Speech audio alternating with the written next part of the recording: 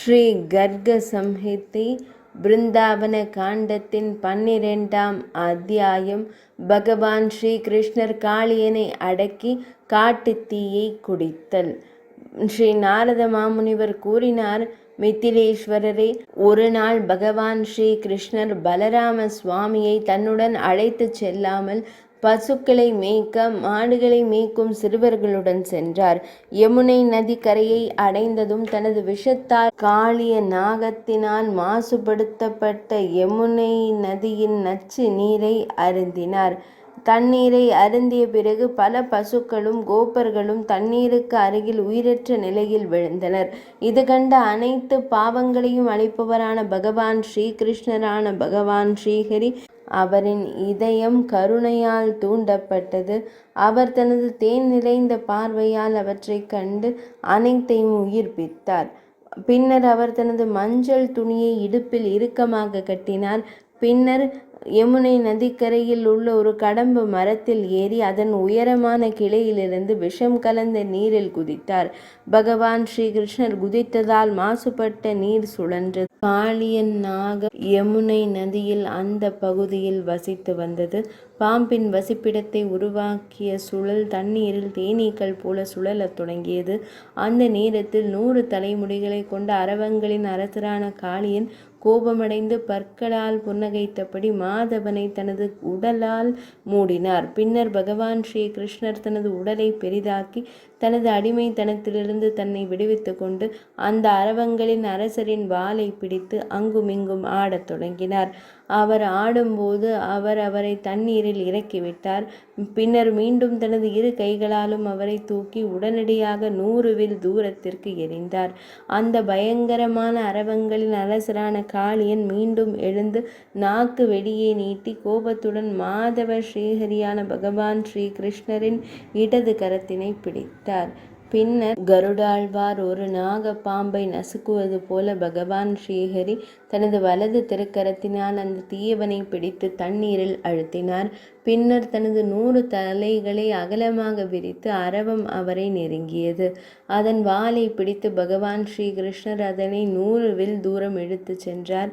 திடீரென்று அது பகவான் ஸ்ரீ கிருஷ்ணரின் பிடியிலிருந்து தப்பித்து மீண்டும் அவரை கடித்தது. இதனை கண்ட பகவான் ஸ்ரீஹரி 3 உலகங்களின் சக்தியை கொண்டவராக பாம்பை குத்தினார். பாம்பு மயக்கம் அடைந்து தனது உணர்வை இழந்தது. பின்னர் தனது 100 தலைகளை வளைத்து அது ஸ்ரீ பகவான் கிருஷ்ணரின் முன் நின்றது. 100 ரத்தினங்களின் ஒளியால் ஒளிரும் அதன் 100 தலைகள் மிகவும் அழகாக தோன்றின. பகவான் ஸ்ரீ கிருஷ்ணர் அந்த தலைகளில் ஏறி ஒரு அழகான கூத்து உடையை அணிந்து ஒரு கூத்து கலைஞர் போல நடனமாடத் தொடங்கினார். அதே நேரத்தில் 7 ஸ்வரங்களிலும் ஒரு ராகத்தை பாடி தாளத்துடன் இசைக்கத் தொடங்கினார். அந்த நேரத்தில் நடராஜரை போல அழகான தாண்டவத்தை வாசித்து கொண்டிருந்த பகவான் ஸ்ரீகிருஷ்ணர் மீது தேவர்கள் மலர் மழை பொழிந்தனர்.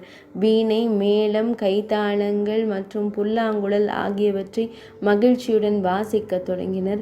தாளத்திற்கேற்ப தனது பாதங்களை நிலைநிறுத்தி பகவான் ஸ்ரீ கிருஷ்ணர் ஆழ்ந்த மூச்சை எடுத்து பெரிய காளிங்கனின் பிரகாசமான பல முக மூடிகளை உடைத்தார்.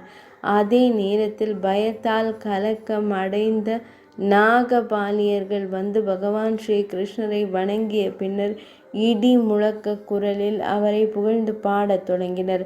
மனைவியர், இறைவா, தாம் மிகவும் பரிபூர்ணமான கடவுள் மற்றும் எண்ணற்ற பிரபஞ்சங்களின் இறைவனாவீர். தாம் கோலோகநாதர் பகவான் ஸ்ரீ கிருஷ்ணர். பகவானான ஸ்ரீ கிருஷ்ணச்சந்திரருக்கு எங்கள் தொடர்ச்சியான வணக்கங்கள். பிரஜத்தின் பிரபுவை, தாம் ராதா வல்லவர், தம்மை நான் வணங்குகிறேன். நந்தரின் லாலா மற்றும் யசோதானந்தருக்கு வணக்கம். பிரம்மதேவரே, தாம் இந்த அரவத்தை பாதுகாக்கிறீர்கள்.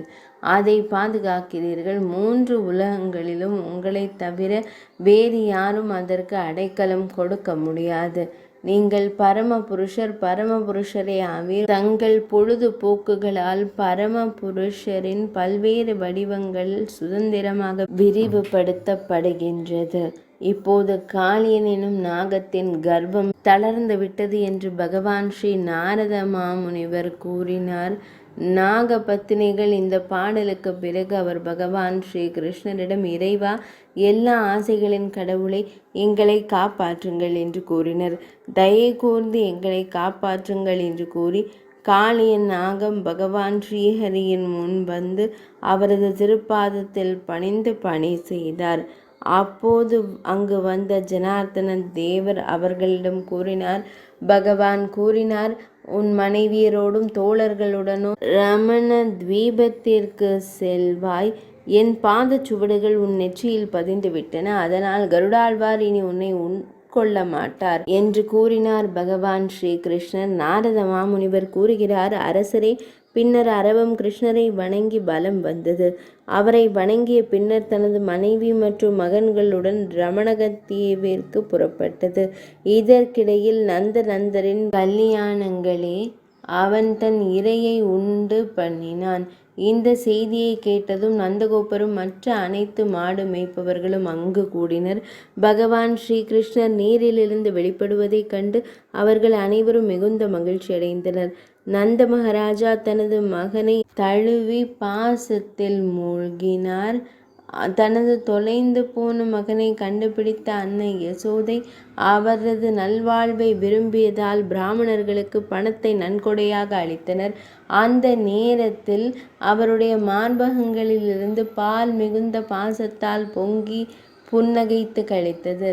அரசரே, அன்றிரவு அதிகப்படியான உழைப்பால் சோர்வடைந்த அனைத்து மாடு மேய்ப்பவர்களுக்கும் மாடு மேய்க்கும் பெண்கள் மற்றும் மாடு மேய்ப்பவர்களுடன் இணைந்து யமுனை நதிக்கரையில் ஒரு இடத்தில் கண்டறிந்த அன்னை யசோதை அவரது நல்வாழ்வை விரும்பியதால் பிராமணர்களுக்கு பணத்தை நன்கொடையாக அளித்தார்.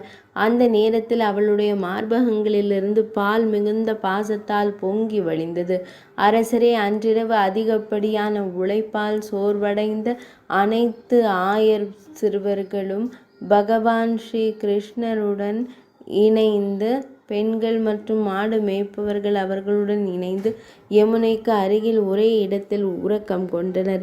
இரவு நேரத்தில் மூங்கில்களின் உராய்வு ஒரு பேரழிவு தரும் தகுதியை உண்டாக்கியது. மாடு மேய்ப்பவர்களான ஆயர்கள் பலராம சுவாமியுடன் இணைந்து பகவான் ஸ்ரீ கிருஷ்ணரிடம் தஞ்சம் புகுந்தனர். பயத்தால் மூழ்கி கரங்களை கூப்பி உரையாடினர்.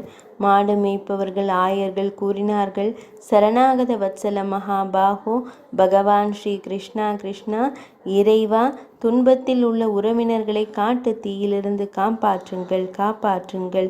பின்னர் யோகேஸ்வர மாதவர் அவர்களிடம், பயம் கொள்ளாதீர்கள், விழிகளை மூடுங்கள் என்று கூறினார். இதனை கூறி அவர்களின் காட்டு தீ முழுவதையுமே தானாகவே அருந்திவிட்டார் பகவான் ஸ்ரீ கிருஷ்ணர். நீர் போல் நெருப்பை அருந்தும் தெய்வமான பகவான் ஸ்ரீ கிருஷ்ணர். பின்னர் காலையில் ஆச்சரியப்பட்ட மாடு மேய்ப்பவர்களான ஆயர்கள் பசுக்களுடன் இணைந்து நந்தரின் மைந்தன் மகிமையான பிரஜ மண்டலத்திற்கு திரும்பினர் என்று நாரத மாமுனிவர் கூறி அருளினார்.